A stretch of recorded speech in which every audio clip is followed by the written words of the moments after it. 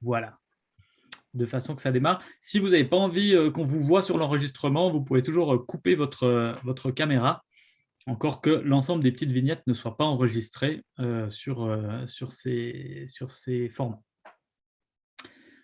Voilà, je me lance. Bienvenue à tous et à toutes pour ce webinaire qui traite du conflit sous la forme d'un dialogue. Et pour dialoguer, du coup, j'ai le plaisir d'accueillir Jean-Luc Christin de Gouvernance Cellulaire. Alors, Jean-Luc, déjà, est-ce que tu veux te présenter rapidement Oui, ok. Voilà. Donc bonjour à toutes et à tous. Moi, je suis tiré en avant par une quête d'harmonie sans fin dans les relations, en particulier dans l'espace professionnel. Comment on fait pour s'entendre entre collègues, avec la direction, quand il y en a une, avec la vision, avec la raison d'être, avec moi-même, ce qui n'est pas obligatoirement le plus facile. Donc c'est ça qui me tire en avant. J'ai été RH et j'ai vu qu'on cassait pas mal de gens, donc je me suis formé au coaching. J'ai pratiqué pendant 10 ans autour de l'ouverture du cœur. Et puis, je trouvais que ça avançait pas assez vite. Je me suis formé à la gouvernance partagée. J'ai adoré et je trouvais par contre qu'il y avait un questionnement éthique très clair qui se posait avec les modes qu'on me proposait à cette époque-là, qui était on s'occupe du rôle et pas de la personne qui est derrière le rôle. Et j'ai fini par écrire Gouvernance cellulaire qui mélange les deux cultures, en fait, la culture ouverture du cœur et puis la culture, on se parle de rôle à rôle. Et donc ça, c'est un modèle qui est en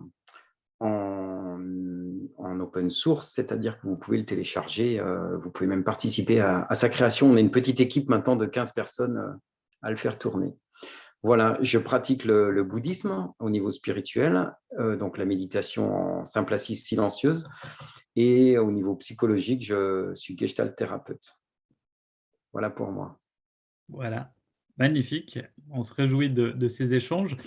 Donc on parle de dialogue, mais on va pas cacher qu'on va pas se découvrir entièrement ici, Jean-Luc, toi et moi, puisque la gouvernance cellulaire, c'est quelque chose qui nous a bien inspiré quand on l'a découverte à l'instant Z. On était nous-mêmes dans une démarche de rajouter un certain nombre d'éléments dans notre pratique de la gouvernance partagée. Et en même temps qu'on s'en inspirait, eh bien, on s'est rapprochés. Donc, c'est-à-dire que nous sommes 2 à l'instant Z à faire partie de l'équipe gouvernance cellulaire. Donc, on a l'occasion de collaborer, de contribuer à son évolution.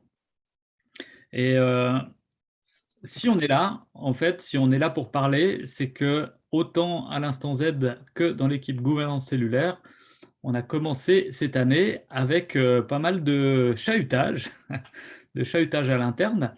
Donc, dans 2 situations qui sont pas tout à fait identiques. Et je trouvais sympa qu'on en parle, peut-être parler pour amener un petit peu de lumière sur ce qui s'est passé et puis surtout partager un certain nombre d'éléments qu'on a appris. Comment est-ce que ça a impacté sur nos différentes pratiques de gouvernance cellulaire? Comment est-ce qu'on a réussi à inclure ça? Et puis surtout, qu'est-ce qui a marché ou qu'est-ce qui n'a pas marché par rapport à ce qu'on avait envie? Est-ce qu'on se lance là-dedans? Oui, avec les petites précautions liminaires dont on avait parlé Oui. sur notre subjectivité totale. Oui, c'est vrai, absolument. Notre subjectivité totale, c'est vrai que c'est bien de le placer. Quand on parle de conflit dans les organisations, il y a plusieurs parties et en l'occurrence, dans la rencontre aujourd'hui, eh bien, on n'a pas, toutes les parties qui sont représentées. C'est-à-dire que les personnes avec qui, ça a frotté à l'instant Z, ce début d'année, ne sont pas là ou n'est pas là et puis, de même, du côté gouvernance cellulaire. Donc la seule version que vous aurez, c'est la nôtre. L'idée, c'était pas de rentrer dans un débat sur qu'est-ce qui s'était passé et essayer d'arbitrer. C'était plutôt de dire comment on l'avait vécu et qu'est-ce qu'on avait fait pour le vivre différemment, la prochaine fois. Voilà pourquoi on s'est permis cette forme-là. Ceci étant dit, moi, je te propose, Jean-Luc, j'ai préparé une série de petits slides qui sont des éléments qu'on amène généralement quand on traite du conflit, que ce soit dans notre formation en gouvernance partagée ou dans nos formations sur la communication assertive. Et la première, les premiers slides que j'ai préparés, c'est celui-ci. C'est les différentes façons de réagir à ce que l'on perçoit comme une agression. Donc là, c'est représenté de façon physique, mais bien sûr, il y a des agressions qui prennent d'autres formes, et notamment, il peut y avoir de la violence structurelle, il peut y avoir de la violence verbale, etc. Et comment est-ce qu'on va réagir face à cette agression? Eh bien, il y a trois façons qui sont schématisées. Il y en a un, c'est la riposte, c'est-à-dire c'est de revenir en face avec encore une plus grosse agression, un processus qui peut faire ping-pong. Il y en a un deuxième qui est la fuite, c'est de disparaître. Et puis le troisième, c'est la justification, c'est-à-dire que face à quelque chose que je perçois comme agressif, je vais mettre de l'énergie pour me justifier, pour expliquer à l'autre en quoi j'étais légitime dans ce que j'étais en train de faire et pourquoi j'ai fait ça. Et puis il y en a un quatrième qui n'est pas représenté graphiquement, qui est le chaos, c'est-à-dire que on reste, en tout cas pendant une période, complètement paralysé par les événements, avant peut-être de revenir avec une autre forme. Donc, à la lumière de ça, est-ce que tu peux nous parler de ce qui s'est passé au sein de l'équipe gouvernance cellulaire? Oui, d'accord, en me basant là-dessus. Donc, juste en transparence pour les autres, ce qu'on a choisi avec David pour que ça soit vivant, c'est que j'arrivais sans connaître le déroulé et que donc je réponds aux questions de David. Ce qui s'est passé, nous, le déclencheur du conflit, c'est que j'étais rôle lead d'une équipe, donc en charge de l'affectation des rôles. Et à un moment donné, j'ai pensé qu'il était pertinent de faire tourner un rôle et donc de l'affecter à une autre personne. Et bon, j'ai essayé de présenter ça le mieux que j'ai pu. J'ai appelé la personne qui avait le rôle, qui l'a très mal vécu. On a passé 1h30 ensemble au téléphone, mais ce n'est pas pour ça qu'il l'a bien vécu. Et en fait, la réponse, je dirais que ça a été une riposte, c'est-à-dire que ça a été une réponse sous forme de mail à toute l'équipe avec toute sa colère, avec toute son indignation et avec des jugements de personnes sur moi, avec de la désinformation sur comment est-ce qu'on était censé fonctionner, c'est-à-dire en disant que c'était une décision que je n'avais pas le droit de prendre. Voilà, je pense que ça… Est-ce que ça répond, David? Oui, mais j'aurais envie de te pousser à aller un petit peu plus loin. Ça a Vas-y. continué comment? Ah, ça a continué comment? Moi, j'ai essayé une justification derrière, je pense, c'est-à-dire que j'ai répondu à ce mail. J'ai répondu à ce mail en donnant des éléments factuels. C'est-à-dire que j'ai répondu à un mail qui était beaucoup sur le canal émotionnel par un mail au canal rationnel, qui n'a pas très bien marché, où je présentais typiquement le slide avec le rôle lead qui présente qu'il est en charge de l'affectation des rôles pour expliquer que bah, si, c'était dans mes prérogatives. Donc, je dirais que ça a continué comme ça et que c'est un moment où on a écrit un article, enfin j'ai écrit un article depuis, mais je l'ai écrit après l'article. Sur le moment, on naviguait à vue. Moi, je me suis rendu compte en rédigeant ce mail que j'avais un problème, c'est que c'était incompréhensible pour les gens de comprendre ce que j'étais en train de faire. C'est-à-dire que les membres de l'équipe avaient l'impression que ça faisait le ping-pong et que ça répondait sur le même canal. Et donc, j'ai senti à ce moment-là qu'on avait besoin que quelqu'un d'autre tienne ce rôle d'expliquer quel était notre cadre. Et donc là, tu es déjà en train de débarquer un petit peu sur un certain nombre de mesures qui ont pu être mises en place. Ouais, c'est ça. Donc, Ouais. j'y vais ou c'est plus tard? Ben, je te dirai bien un petit peu plus tard, ça va? Ouais, ok, super, d'accord. Je pense que ce que moi je vois d'assez intéressant dans ce que tu dis, c'est que ta tentative de te justifier, ça n'a pas eu l'effet escompté. Ouais, Ah non, non, pas du tout. Les membres de l'équipe ont vraiment eu l'impression qu'il y avait du ping-pong entre nous et que ouais. On était dans de la riposte, quoi.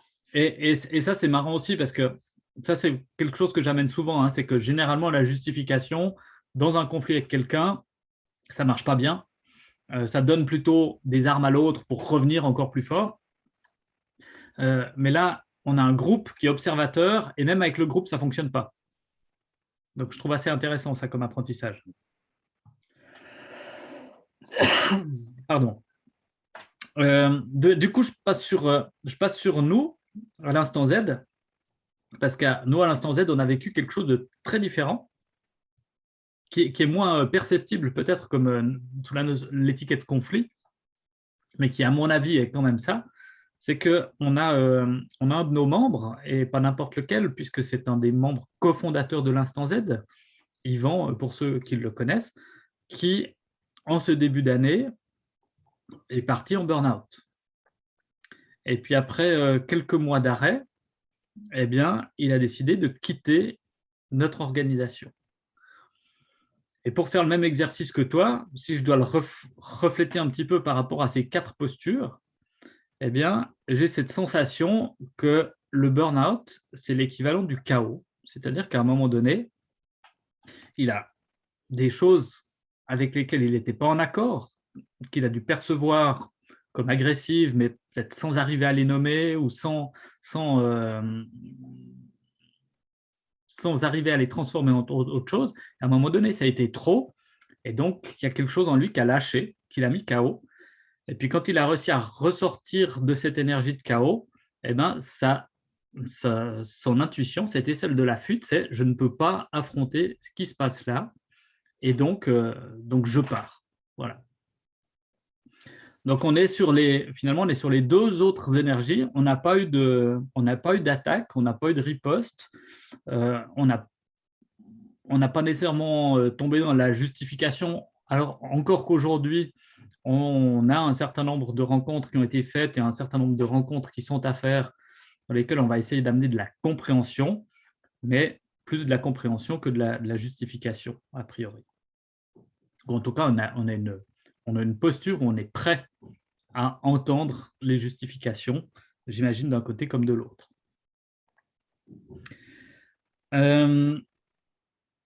Ok. Donc, par rapport à ça, qu'est-ce que vous avez fait, Jean-Luc, de votre côté? Alors, l'urgence pour moi, ça a été de créer un rôle protection dans la structure. C'est-à-dire ce que j'ai senti, moi j'ai été DRH dans une structure et je me suis dit, mais jamais ça aurait été accepté ça, même dans notre pauvre structure pyramidale à l'ancienne où on cherchait de la productivité à tout va. Jamais on aurait accepté des choses pareilles parce qu'il y avait un DRH, moi j'avais ce rôle, qui était en charge dans ce cas-là de rencontrer de la personne et de lui expliquer que ce n'était pas possible, de lui demander de récupérer les choses assez vite ou de prendre des actions. Et le fait que je le fasse moi, alors que j'étais impliqué dans la situation, que j'étais rôle lead, ça ne fonctionnait pas. Enfin, je voyais bien que ça ne fonctionnait pas. Donc, ça a été la création d'un rôle protection et l'affectation de ce rôle protection en lui demandant d'agir sur la situation. Donc, on a créé dans notre cellule ancrage, qui était la cellule la plus en amont de notre système, un rôle protection qu'on a affecté tout de suite et qu'on a missionné là-dessus. Ok. Et protection, qu'est-ce que tu entends par protection? Protéger qui? Sur la base de quoi? Alors, il est en charge de protéger les membres du collectif d'une personne qui les dérange. Et donc, ça peut être, il les dérange parce que cette personne attaque le projet ou parce qu'elle attaque les valeurs ou parce qu'elle attaque l'aspect, ce qu'on appelle l'espace contrat, c'est-à-dire les accords qu'on a passés sur notre façon de travailler ensemble. Et en gros, quand on a passé des accords sur une façon de travailler ensemble, soit les accords ne nous conviennent plus, on les fait évoluer, soit ils nous conviennent, on les applique. Mais il n'y a pas la troisième voie qui est « ils ne me conviennent pas, je ne les applique pas sans les faire bouger ». Donc, le rôle protection était là pour aller alerter la personne en lui expliquant bah, « là, non, tu es à côté, comment tu fais ?» Et puis, si vraiment ça bloque, pour demander à ce que la personne soit désaffectée de son rôle et que le rôle tourne et arrive à quelqu'un d'autre. Ok. Donc, donc l'idée, c'est d'avoir un membre de l'organisation qui se sente légitime à un moment donné, d'intervenir, soit de son plein gré, soit à la demande d'un autre membre, en tant qu'arbitre un petit peu, pour rappeler les règles, enfin séparer les adversaires, rappeler les règles avant de reprendre le match, c'est ça? Ou bien ça va plus loin son job? Non, je dirais que ça va là, mais sa grosse plus-value, c'est surtout de ne pas être le leader. C'est là qu'il y a une plus-value énorme. C'est-à-dire, si c'est le leader qui dit, ne serait-ce que, je vous rappelle qu'on a fait des stages CNV et qu'on a décidé de se parler en mode CNV, et là, j'observe que ce n'est pas du CNV ce qu'on est en train de faire, ça peut être pris comme une prise de pouvoir par les membres. Par contre, s'il y a quelqu'un qui est en charge du rôle protection, qui fait exactement la même chose, eh ben, ça ne sera pas pris comme une prise de pouvoir parce que c'est son rôle. Il sera en train de dérouler son rôle.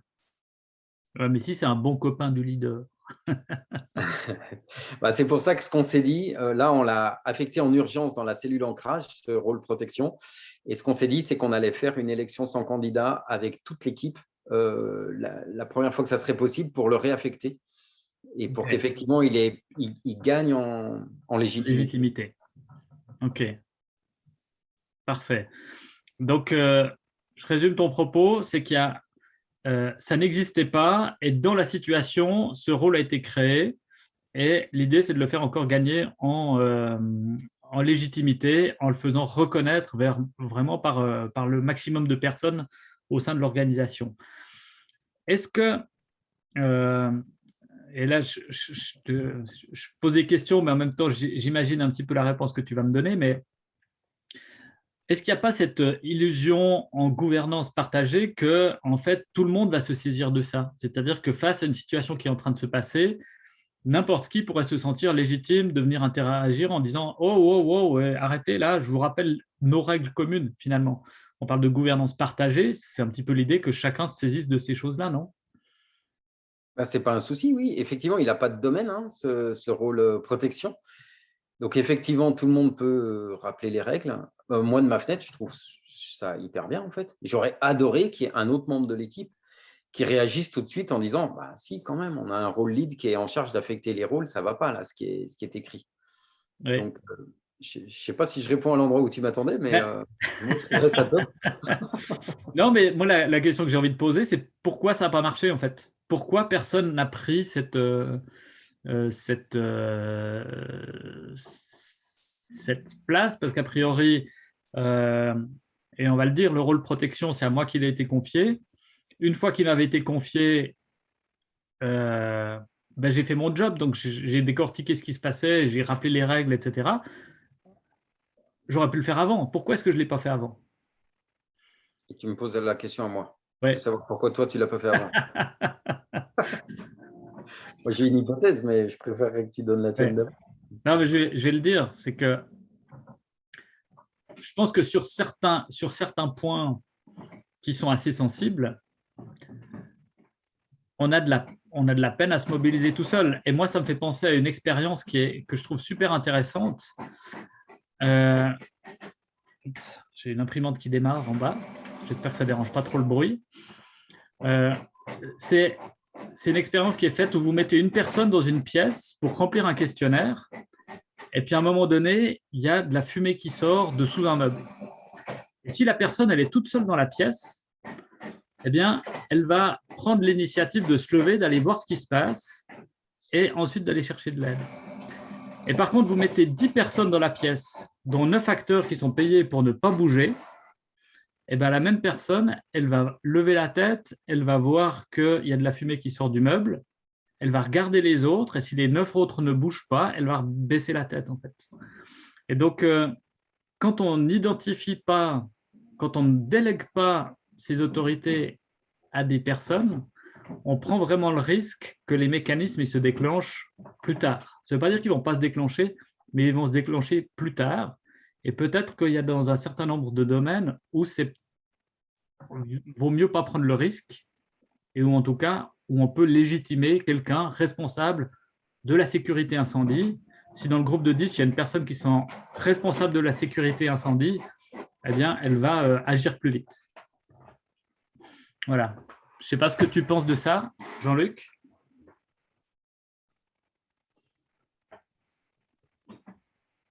Bah, déjà, ça me paraît évident que si quelqu'un, je réfléchissais, hein, que si quelqu'un a le rôle, ça va être plus facile pour lui d'y aller.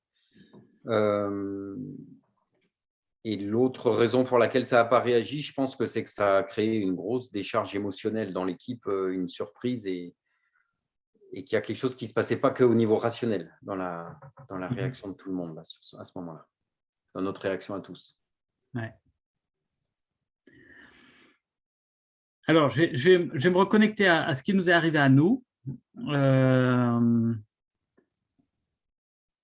Parce que nous, dans un premier temps, on a cru que c'était vraiment lié au cheminement intérieur de Yvan. La première façon dont ça nous a été présenté, c'est qu'il se questionnait sur ce qu'il voulait faire, où il voulait aller.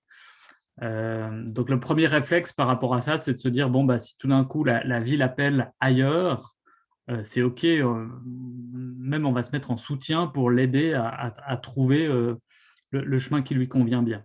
Et c'est seulement après un certain nombre d'échanges qu'on a eu l'occasion de se rendre compte, ou que j'ai eu, pour parler pour moi, que j'ai eu l'occasion de me rendre compte qu'il y avait un certain nombre de choses, de façon dont ça se passait, qui s'étaient accumulées. C'est lui-même qui a utilisé le terme collection de timbres. Hein. Donc, chaque fois qu'il se passait un truc, il collait un petit timbre. Et qu'à un moment donné, c'était devenu trop.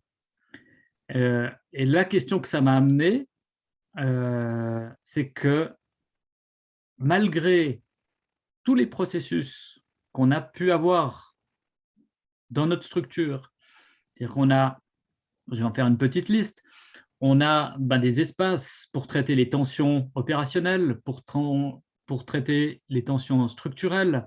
On se revoit tous les 6 mois pour célébrer ce qui a été fait, avoir des espaces pour sortir ce qui a marché, ce qui n'a pas marché, tirer les enseignements de ces moments-là, avec même des moments interpersonnels où on peut se croiser à deux pour se dire les choses. On a à l'interne un rôle médiation qui est censé, vers qui on peut se tourner quand on a des choses qui ne vont pas. On a des processus de gestion de conflits, enfin de résolution de conflits. On a plein d'aspects conceptuels justement sur les conflits, sur les dynamiques de groupe. Et malgré cet ensemble de choses, on n'a pas réussi à détecter ce qu'il allait arriver. Et dans le moment, aucun de ces mécanismes n'a été actionné. Et pour moi, c'était une des plus grosses questions, c'est si nous, en tant que spécialistes de la gouvernance partagée, en ayant défini tout comme on pense que ça devrait fonctionner, on n'est pas capable d'actionner, ça me questionne vraiment sur est-ce que dans ce moment-là, dans le moment du conflit, il ne faut pas autre chose que des outils, il ne faut pas autre chose que des processus. Qu'est-ce qui peut venir soutenir le fait d'actionner ces éléments?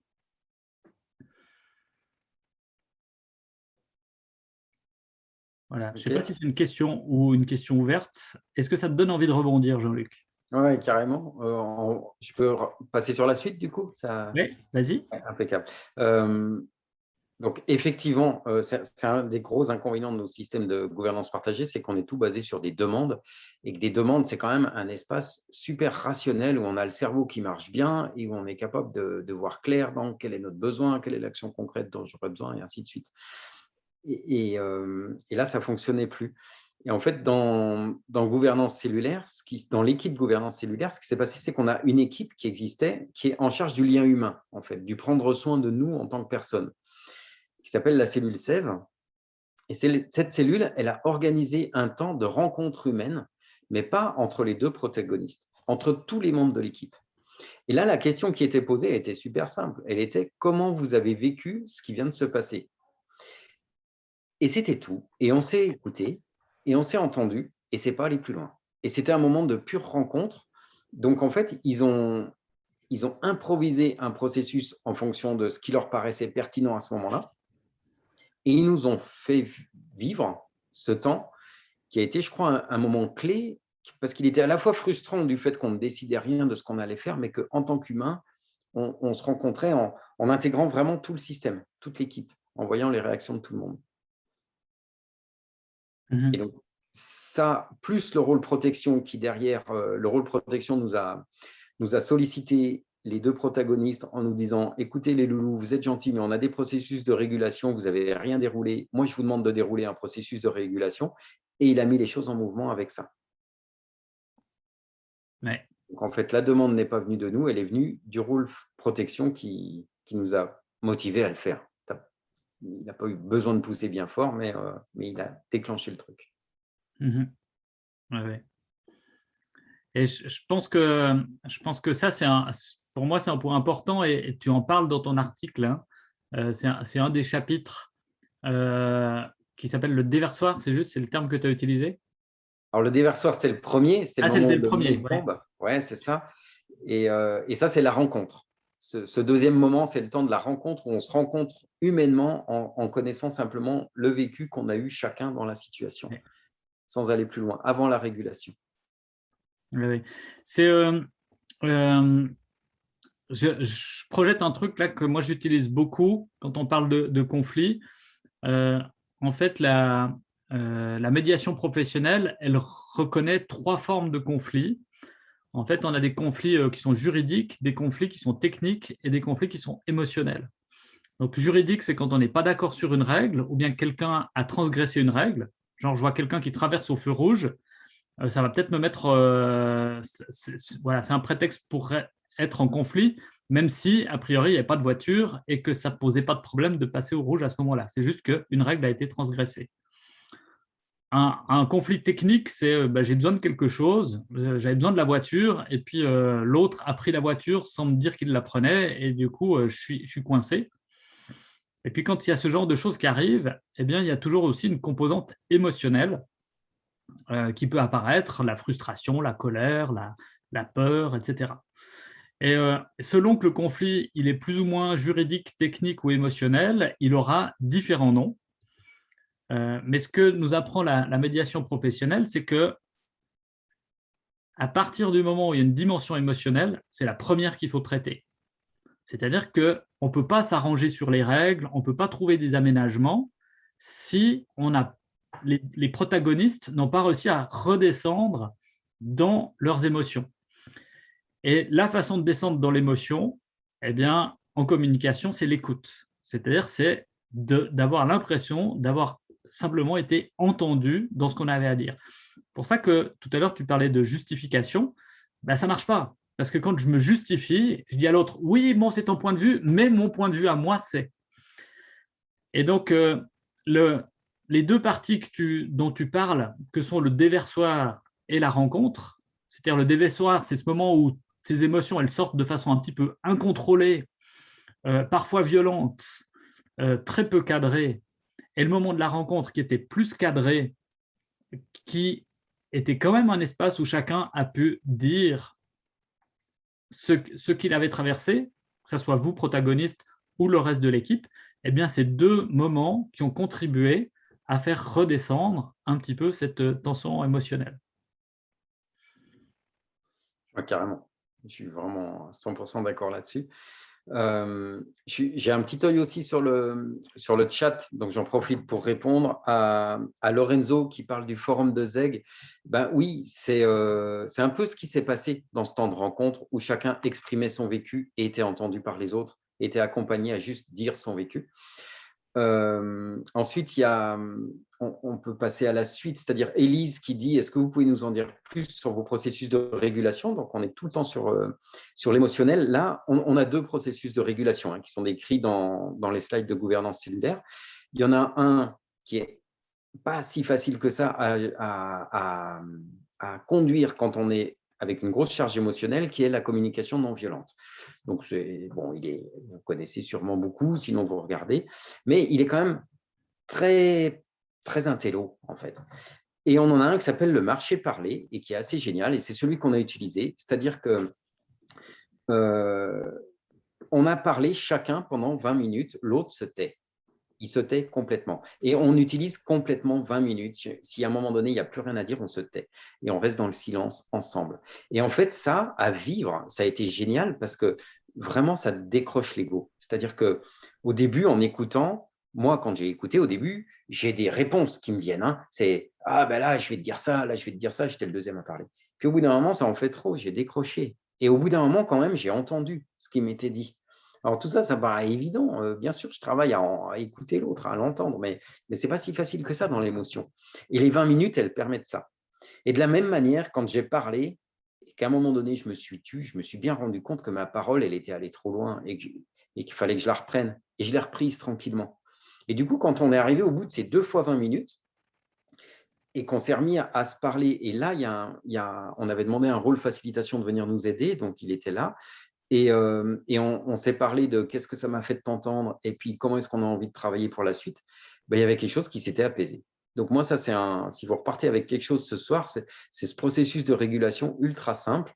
Donc Lorenzo dit qu'on n'utilise pas assez le corps. Ben là, justement, normalement, ça se fait enfin, nous, on préconise de le faire en marchant, puis en marchant dehors, dans la nature, avec des belles montagnes, une forêt d'automne magnifique et puis un joli lac. Mais là, on ne pouvait pas, nous. Alors, on l'a fait sur Zoom. Ça marche aussi. Voilà. Marcher, parler sur Zoom, tu tournes en rond dans ton…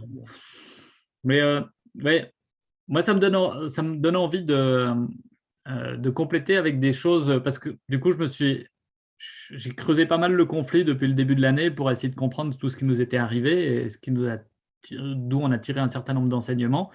Et j'ai été particulièrement touché par ce qui est arrivé à Sophie Rabi, et ce qui a généré ensuite ces rencontres avec Isabelle Padovani, Thomas Dansembourg, etc., avec l'Université Vivante, je crois. C'est le nom de leur vidéo. On en a publié une, celle avec Isabelle Padovani, qui fait de la CNV et qui rappelait dans cette vidéo un truc que j'ai trouvé très intéressant, c'est que la CNV, avant toute chose, c'est aller sur la montagne de l'autre. C'est-à-dire aller à la rencontre de l'autre tel qu'il est. Et souvent, dans ces processus qu'on peut essayer d'imaginer ou que moi j'aurais eu envie d'imaginer, il y avait posé un cadre bienveillant où on évitait un certain nombre d'attaques personnelles, etc. Mais parfois, pour être dans cette notion déversoir-rencontre, des fois on a besoin d'un moment où on peut dire juste les choses comme elles viennent. Parce que comme tu dis, quand on est dans l'émotion, on ne fonctionne pas à pleine capacité. Et il faut accepter probablement euh, la parole un petit peu comme elle vient. Et c'est ce que j'aime dans le marché parler, c'est que en fait, elle ne vient pas mettre un cadre où chaque fois que je suis en train de dire un truc, je le passe à la moulinette du cadre où je dois éviter les prêts d'intention, les interprétations, les jugements, je dois parler en je dois pointer des faits, etc. Ce qui va finalement venir m'amener une telle couche que je ne vais pas vraiment avoir l'impression de parler du cœur. Euh, et que parfois, on devrait, à mon avis, on devrait apprendre presque plus à recevoir des choses cash dans ces moments-là, euh, que d'apprendre à parler avec bienveillance. En tout cas, dans un premier temps, pour aller gentiment au fur et à mesure que le niveau émotionnel descend vers une communication de plus en plus respectueuse. Donc, en termes de consignes par rapport à ce que tu dis, d'être capable d'entendre des choses cash, moi, je trouve que c'est très fin. En fait, j'ai quand même tendance, moi, toujours à dire, vous évitez les jugements personnels et vous parlez plutôt de ce que vous avez vécu. Ceci dit, il y a une autre consigne qui peut être vraiment bien, qui va dans le sens de ce que dit David, qui est ne croyez pas tous les mots qui vont être dits, entendez l'émotion qu'il y a derrière ces mots. Essayez de vous connecter à l'émotion, au vécu de la personne, à ce qu'elle est en train de dire énergétiquement, au-delà de juste ces mots qui lui permettent de le nommer. Ça m'aide, moi, en tout cas, quand je suis super aligné, super tranquille, à entendre des choses difficiles sans m'y arrêter. OK. Alors, Qu'est-ce que, on a parlé de quelques outils là, donc c'était un petit peu le but. Est-ce que du côté gouvernance cellulaire, on a tout partagé, ce qui était né de la traversée de ce conflit? Alors, on est allé un peu plus loin dans l'équipe gouvernance cellulaire parce qu'on est aussi en train d'écrire des constitutions qui doivent servir de base, une constitution générique en fait. Le gouvernance cellulaire, ce n'est pas un modèle, hein, c'est une méthode, une démarche qui vous permet de créer votre propre constitution, de créer votre propre gouvernance, votre propre façon de fonctionner, votre propre équilibre de curseur managérial. Et donc, on a rajouté des choses. En particulier, on a rajouté un droit de recours pour que quelqu'un qui est dans ce niveau de conflit puisse hurler d'une manière qui ne déstabilise pas l'équipe et qui puisse avoir un endroit où sonner en disant « Ah, ça, c'est totalement insupportable, il faut que ça change ». Je ne sais plus si on a rajouté autre chose. Il me semble que là, on a fait le tour. Non, on s'est rendu compte aussi d'un gros point faible qu'on avait, c'est que donc dans gouvernance cellulaire, il y a un curseur managérial qui permet d'équilibrer entre le rôle pilotage du modèle cellulaire et puis le manager pyramidal du modèle pyramidal. Et on s'est rendu compte qu'on avait oublié de mettre dans les attendus d'un manager pyramidal de prendre soin des membres de l'équipe. Donc, on l'a rajouté. On avait un rôle prendre soin et on l'a rajouté au manager pyramidal. Voilà. Donc, on a fait des petits réglages comme ça parce qu'on se sert en fait pour écrire gouvernance cellulaire de tous les vécus qu'on a, soit chez nos clients, soit dans notre propre équipe. Pour la version 2022, à découvrir au mois de mars. Voilà. Et ce prendre soin, là, tu en parles dans le leader pyramidal, mais ça veut dire que si tu es en gouvernance cellulaire, comment est mis l'énergie dans ce prendre soin? Si c'est plus le leader pyramidal, c'est qui? Donc, il y a deux solutions. Moi, en tout cas, dans les équipes que j'accompagne, je vois deux solutions. Soit des équipes qui l'affectent à certaines personnes et qui choisissent, chez nous, ça sera un tel et une telle qui s'en occupe, soit à tout le monde. Et donc, qui l'affecte à tout le monde. Donc, c'est un rôle qui est affecté à tous les membres de l'équipe. Ouais. Donc, on retombe sur cette dynamique, c'est-à-dire à partir du moment où c'est toute l'équipe qui est en charge de ça, on peut s'imaginer que peut-être le signal d'alarme viendra un petit peu plus tardivement et que si on veut être sûr d'avoir quelqu'un qui se sente légitime et qui a une attention particulière à cet aspect-là, eh bien, on peut le confier à un rôle.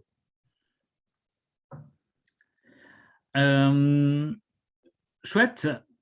Alors, moi, je vais continuer à l'instant Z parce que vraiment, nous, la question, c'est pourquoi est-ce que les outils qui étaient à notre disposition n'ont pas été actionnés et qu'est-ce qu'on aurait pu faire pour voir venir la situation. Et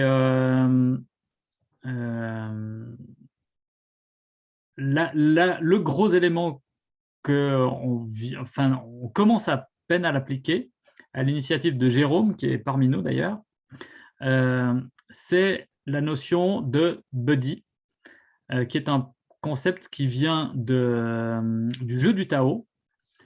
Et c'est quelqu'un, une sorte de parrain. Donc, on avait déjà la notion de parrain-marraine, on l'avait déjà pour les gens qui étaient en inclusion. Donc, c'est-à-dire que c'est la personne de référence au sein de la structure pour prendre soin de la personne qui nous rejoint. Et là, c'est finalement un prolongement de ça, c'est-à-dire même si je suis dans la structure depuis longtemps, eh bien, j'ai toujours une personne de référence sans aucun lien hiérarchique. C'est moi qui l'ai choisi en fonction de la perception que je peux avoir de mes différents collègues. Et c'est quelqu'un avec qui je vais me fixer des rendez-vous, des rendez-vous réguliers pour prendre du temps, pour parler de comment ça se passe, si ça se passe bien, si ça se passe pas bien, etc. Et je crois que cette notion de régularité, elle est super importante. Ce n'est pas quelqu'un que je vais actionner quand j'en ai besoin, parce qu'on retombe dans cette dynamique dont parlait Jean-Luc tout à l'heure, qui est celui du circuit des demandes. Si je dois aller demander du soutien au moment où ça va mal, eh bien, ça va me demander un effort et je ne serai peut-être pas capable de le faire. Alors que si j'ai rendez-vous chaque mois pour partager, eh bien, l'espace étant ouvert, sans demande, ça sera peut-être l'occasion de commencer à y partager un certain nombre de choses, et puis que la personne à qui je partage ça, eh bien, elle va m'amener des pistes, me rappeler que les outils existent, peut-être me seconder, me motiver, m'amener d'autres perspectives, etc., soit pour me renouer à ma capacité d'action de ce qui est en train de se passer, et des moyens qui sont à ma disposition, soit pour relativiser et puis accepter une situation peut-être plus longtemps. Donc, le rendez-vous régulier avec une personne de confiance pour parler de tout, de rien, de façon informelle, ça nous aide, ça peut nous aider dans ce genre de situation. Et puis, à l'instant Z, puisqu'on est une organisation qui ne se côtoie pas au quotidien, parce qu'on ne partage pas des bureaux, on est éclaté géographiquement, on se retrouve essentiellement sur les temps de réunion ou sur les temps de travail sur des sujets particuliers, eh bien, c'est aussi une façon de se découvrir en authenticité, en vulnérabilité auprès des autres membres de l'organisation. Et c'est soutenant pour la dynamique de groupe d'une façon générale. Voilà. Et je crois que gouvernance cellulaire, c'est conceptualisé aussi, ça s'appelle juste autrement, Jean-Luc? C'est l'ami impitoyable dans la version actuelle. Et en 2022, je vous donne le scoop, ça va s'appeler, on a fait ça lundi, hein, c'est tout neuf, ça sera l'ami renfort. Et ça s'écrit en 3 mots, l'ami qui rend plus fort. Excellent, excellent jeu de mots. Joué. Je pense que j'aurais plus de facilité à être ami renfort que ami impitoyable. Et on a vu que ça faisait du frein, que ça prenait pas du tout, l'ami impitoyable. Moi, ça me plaît, mais bon. Le côté impitoyable, c'est pas un adjectif Ouais. qui, qui est bien. On arrive un petit peu au bout du temps, Jean-Luc. J'ai envie de nous poser une question. Est-ce qu'on a dépassé ces conflits? Dans l'équipe. Est-ce qu'ils sont résolus? Moi, je ne sais pas. Ce qui est sûr, c'est qu'on a fait un moment dans la dernière rencontre qu'on a eue avec toute l'équipe où on a demandé à chacun où il avait l'impression qu'en était le conflit, ce qu'ils avaient envie d'en dire et qu'ils ont globalement dit, enfin, ils ont tous dit, OK, c'est derrière nous, c'est bon, on a grandi avec ça et donc on l'a dépassé. Et après, dans la relation, on verra, je crois, je ne sais pas. On ne sait jamais trop quelles sont les traces que laisse un conflit. Ce n'est pas une science exacte, tout ça. On a notre cœur. Ça se passe au niveau du cœur. Là. Voilà pour ma lecture à moi. Oui. Ouais. De notre côté, je pense qu'il y a encore plein de choses à régler. Il va y avoir encore des rencontres, il va y avoir encore des discussions, il va y avoir encore construire là-dessus pour essayer de reconnecter comme précédemment, parce que je pense qu'actuellement, ce n'est pas le cas. Et ce qui me semble super important dans la traversée du conflit, c'est d'être dans une situation où il y a toujours du lien. Et c'est ça qui me semble le plus important, c'est qu'autant sur l'équipe gouvernance cellulaire, autant sur l'instant Z, on est toujours dans le lien. Et ça permet de reconstruire justement.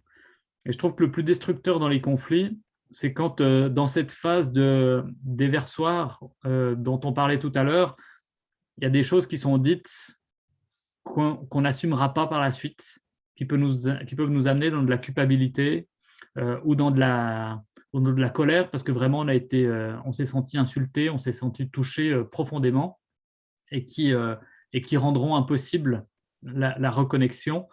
Et moi, je me rappelle d'un événement il y a plusieurs années avec quelqu'un qui m'a vidé son sac. Donc, quand j'ai vu le déversoir, ça m'a fait sourire, ça m'a fait repenser à ça tout de suite. Être dans une telle violence que je n'ai pas réussi à me reconnecter à cette personne-là. Je parle toujours du principe que c'est elle qui devrait faire le premier pas. Et puis peut-être qu'elle n'a pas la force de repasser par-dessus toutes ces choses qui ont été dites. Et c'est dommage. C'est dommage. Mais je sens que là, ça sera très difficile à repasser, alors que autant dans le conflit gouvernance cellulaire que dans celui de l'instant Z, j'ai cette perception que on est toujours liés et que ça prendra peut-être un petit peu de temps, mais que les choses peuvent avancer. Ok, donc ce que j'aime bien dans ce que tu dis, c'est que on ne sait jamais comment on va s'en sortir d'un conflit. On croise des doigts, mais ce n'est pas sûr, quelles que soient nos compétences et notre bonne volonté, ce n'est pas certain que ça sorte. Puis j'ai envie de rappeler les 4 phases à la fin, là, qui sont la phase du déversoir, qui est une phase un peu inévitable, en fait, qui arrive. Et donc, avec un peu de compétence, on peut la gérer parce qu'on sait qu'on va passer à la suite, qui est la phase de rencontre ensuite, qui est celle que tu ne peux plus avoir apparemment, David, ou tu ne sais pas si elle aura lieu un jour avec cette personne. Donc, la rencontre humaine, tout simplement. La première phase, le déversoir, c'est une expression humaine, une déflagration. La deuxième, c'est une rencontre humaine. Seulement après la régulation, OK, qu'est-ce qu'on a vécu chacun, qu'est-ce qu'on veut en faire? Et puis la phase 4, qui est les apprentissages. C'est-à-dire qu'est-ce qu'on en apprend et sur quoi on se met d'accord pour la suite. Voilà, j'ai envie de rappeler les 4 phases-là qui permettent de se repérer dans un conflit quand on est en train de le traverser pour se dire on en est là. Et on Ouais. peut rester bloqué à chaque phase. Merci pour cet élément de conclusion. Donc, rappeler un petit peu les éléments nouveaux qui sont issus de ça, mais il y en a d'autres qui précédaient. Donc, il y a ce rôle protection qui rappelle les règles, le cadre, le marché parlé qui existait déjà, mais qui a vraiment révélé sa puissance dans cette situation. Ce rôle prendre soin qui est confié soit à une personne, soit à l'équipe. Et puis ce concept de buddy qui un élément soutenant choisi avec rencontre régulière comme élément qu'on peut partager ici. La célébration, c'est l'apprentissage en fait. En tout cas, en Rêve du Dragon, nous, quand on parle de célébration, on parle d'apprentissage. Et rien que cette rencontre qu'on fait avec Jean-Luc, ça fait partie de ce moment-là. Il y en a d'autres, hein, il va y en avoir d'autres, mais qui ne seront peut-être pas publics. Et du coup, pour terminer, alors ça, je vais le laisser tomber, celui-là aussi. Mais par contre, je voulais clôturer juste notre intervention sur cette petite phrase que j'ai entendue l'année passée. C'est Denis Marquet, je crois, qui l'a prononcé. J'écorche pas trop son nom. J'ai trouvé ça vraiment génial. C'est personne n'attaque, tout le monde se défend.